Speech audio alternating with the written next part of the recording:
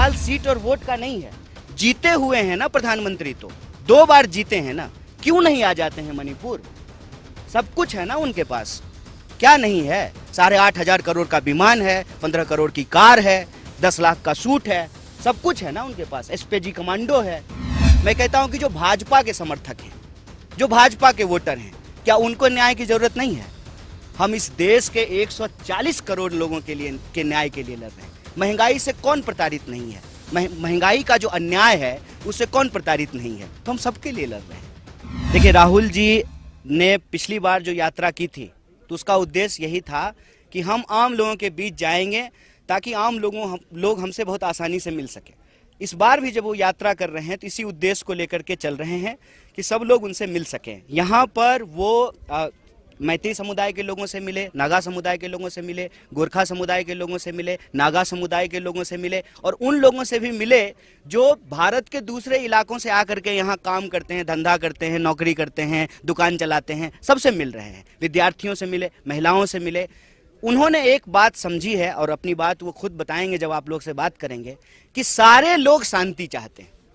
आप किसी से भी बात करके देख लीजिए, पोस्टर चाहे किसी भी समुदाय के द्वारा लगाया गया हो, सब कह रहे हैं वी वांट पीस। सबसे उनकी पहली मांग ये है कि शांति स्थापित हो, उससे तमाम लोगों का जीवन जो है वो अस्त व्यस्त हो रहा है, प्रभावित हो रहा है। हाँ जी, एक मिनट आ रहा हूं। कहा देश में अस्थिरता है, खास करके मणिपुर की जिक्र आपने की कि 2 भाग में बटा हुआ है। जेपी नड्डा ने कहा कि देश में स्थिरता और देश को आगे ले जाने के लिए आज से एक बार फिर मोदी सरकार देश भर में दीवार लेखन कार्यक्रम शुरू किया जाएगा। वो स्थिरता मानते हैं मोदी के आने से, आप कह रहे हैं उनके होने से अस्थिरता है भारत में। देखिए, वो जो दावे कर रहे हैं वो दावे में सच्चाई कम, प्रचार ज्यादा है।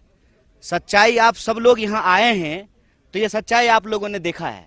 अब दिखाएंगे नहीं दिखाएंगे वो एक अलग बात है। देखा आप सब लोगों ने है कि किस तरीके से एक राज्य को 2 हिस्सों में बांट दिया गया है और सरकार जो बैठी हुई है, उसके जो मंत्री हैं, मुख्यमंत्री हैं, वो सब जगह नहीं जा सकते और दिल्ली से तो लोग आ ही नहीं रहे हैं।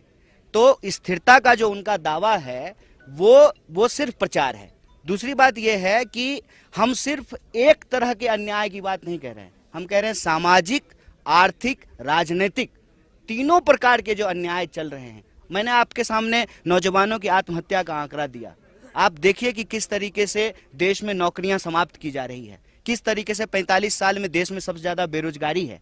तो जो रोजगार का सवाल है, महंगाई का सवाल है, जो किसानों की आत्महत्या का सवाल है, महिलाओं के ऊपर होने वाले अत्याचार का सवाल है, जिस तरीके से सरकारी संस्थान को समाप्त किया जा रहा है या अपने दोस्तों के हाथ होने पौने दामों में बेचा जा रहा है, जिस तरीके से एक तरफ दावा करते हैं कि हमारी इकोनॉमी 3.5 ट्रिलियन की हो गई है, इसका जो बेकारी है, उसका जो अत्याचार है, उसका जो अन्याय है, उस अन्याय के खिलाफ हम न्याय की स्थापना चाहते हैं।